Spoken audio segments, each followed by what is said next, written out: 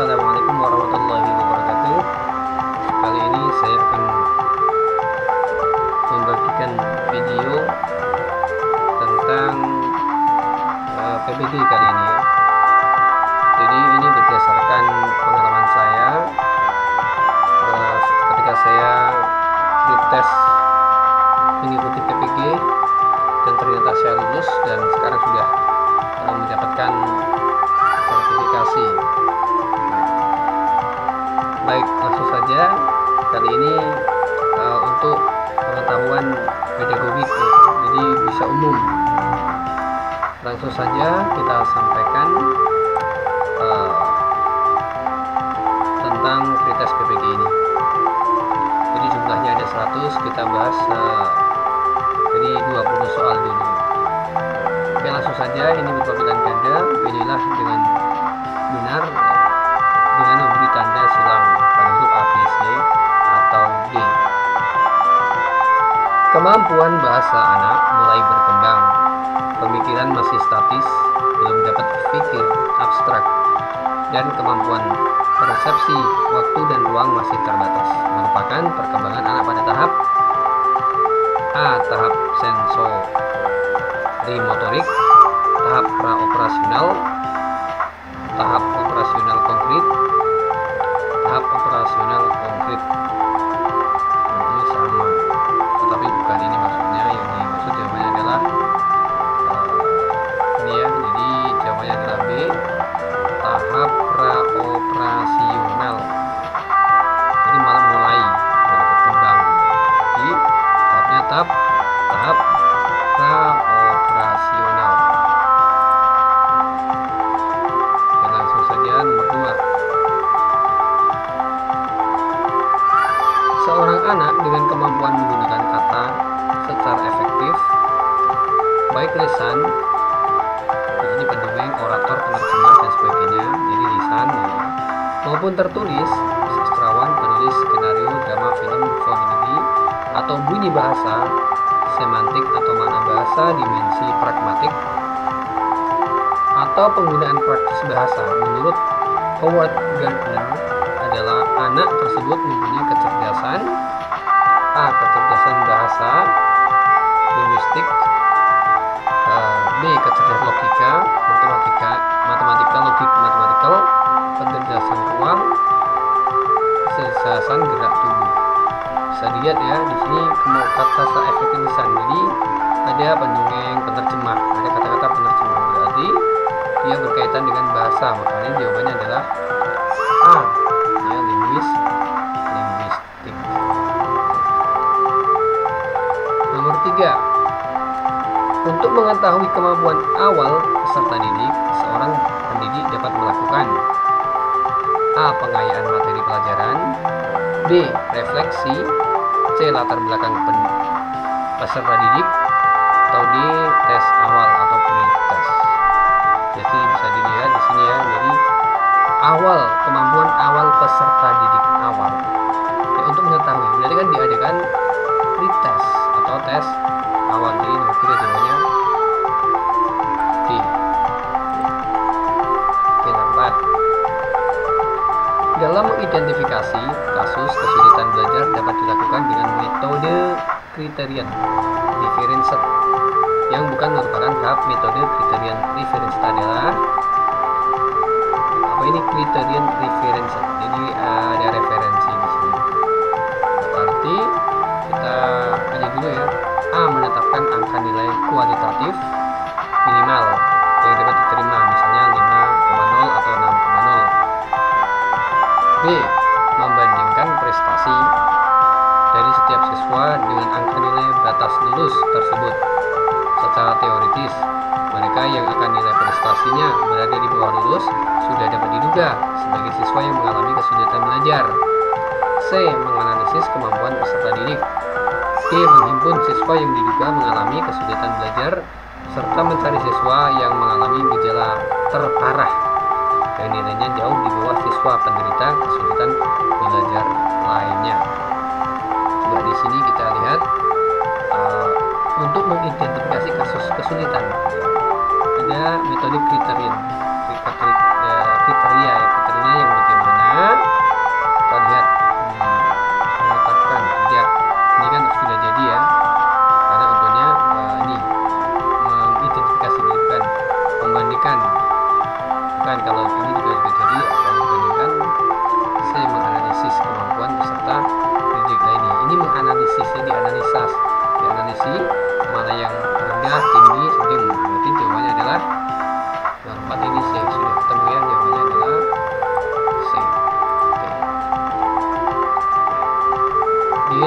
Perhatikan nomor selanjutnya. 55. Dalam kompetensi pedagogik, guru menguasai teori belajar dan prinsip-prinsip pembelajaran yang mendidik. Dalam prinsip pembelajaran yang mendidik, guru harus A. Melaksanakan proses pembelajaran sesuai jadwal. Hanya melaksanakan ya. Padahal di sini adalah kembali itu menguasai teori belajar prinsip yang mendidik ini. Proses ya, bukan. Menerapkan berbagai pendekatan strategi, metode, dan teknik pembelajaran yang mendidik secara kreatif dalam mata pelajaran yang diambil. Strategi sudah ada di sini, teknik pembelajaran ada di sini. Jadi yang semuanya adalah sini. Ya, di B ini ya, ada semua. Jadi langsung di mana kita B. 6. Salah satu unsur strategi pembelajaran adalah mengidentifikasi dan menetapkan spesifikasi dan kualifikasi hasil atau output dan sasaran target yang harus dicapai dengan mempertimbangkan aspirasi dan selera masyarakat yang memerlukannya. Newman dan Logan ini dalam bukunya karya siapa? Abdin Samsudin tahun 2003. Penerapan dari unsur strategi di atas dapat dalam konteks pembelajaran adalah A. Menetapkan spesifikasi dan kualifikasi tujuan pembelajaran, yakni perubahan profil perilaku dan pribadi secara pribadi peserta didik. Mempertimbangkan dan memilih sistem pendekatan pembelajaran yang dipandang paling efektif. Mempertimbangkan dan menetapkan langkah-langkah atau prosedur, metode dan teknik pembelajaran. Dia menetapkan norma-norma, batas minimum, ukuran keberhasilan atau kriteria dan ukuran baku keberhasilan. Yang ditanyakan adalah unsur pembelajaran adalah mengidentifikasi menurut siapa ini? Newman. Kita bisa lihat bahwasannya ini saja menetapkan. Berarti ada kata-kata menetapkan spesifikasi. Jadi jawabannya sudah ketemu. Itu ini jawabannya adalah A. Jadi ada kata kunci. Kata kunci menetapkan spesifikasi dan seterusnya. Langsung aja ya. Jadi sudah ada kata kunci. Nomor 7. Yang ditekankan di dalam strategi pembelajaran interaktif adalah membangun inisiatif individu, kemandirian dan peningkatan diri, diskusi dan sharing di antara peserta didik, pembelajaran didominasi arahan dari guru, proses penyampaian materi secara verbal. Berarti apa ya? Interaktif ya. Bisa dikatakan interaktif ini berarti kan ada semacam tanya jawab. Ya tanya jawab berarti ya jawabnya ini diskusi. Jawabannya B. Oke. Nomor 8. Pada kurikulum 2013, penyusunan kurikulum dimulai dengan menetapkan SKL berdasarkan kesiapan siswa, tujuan pendidikan nasional, dan kebutuhan.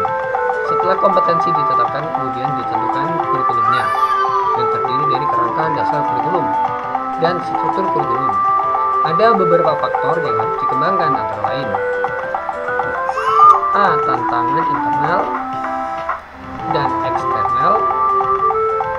B. Responsibility, enforced, and result. Kalau dilihat dari ini, SKL sudah kesiapan, tujuan, dan seterusnya. Berarti kita harus melihat tantangan internal dan eksternalnya. Jadi jawaban sudah jelas sebenarnya adalah 9. Kurikulum 2013, proses pembelajaran menggunakan pendekatan saintifik, artinya yaitu kurikulum harus mengandung hal-hal yang baru sehingga dapat membantu siswa untuk dapat mengembangkan setiap potensi bukan menyeleksi nilai budaya mana yang perlu dipertahankan dan mana yang harus dimiliki siswa. C. Pembelajaran yang mendukung siswa mampu dalam mengamati. Nah ini ada kata mengamati ya. Jadi saintifik itu ini mengamati, menanya, menunjukkan dan menawar. Ini jadi sebenarnya pas ini. Oke, jadi saintifik itu maksudnya mengamati, menanya, mengumpulkan informasi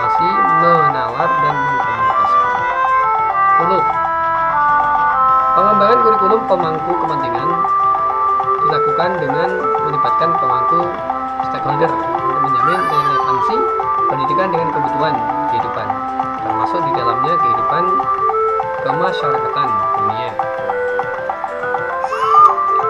usaha, industri, dan dunia kerja. Pernyataan tersebut di atas sesuai dengan prinsip pengembangan kurikulum. Yang mana? Tanggap terhadap perkembangan ilmu, relevan dengan kebutuhan kehidupan, menyeluruh dan berkesinambungan. Nah, ini ada kata-kata berkesinambungan. Kan ada kata-kata ini, relevansi. Jadi ada baru kesinambungan. Jawabannya adalah apa itu? Saya.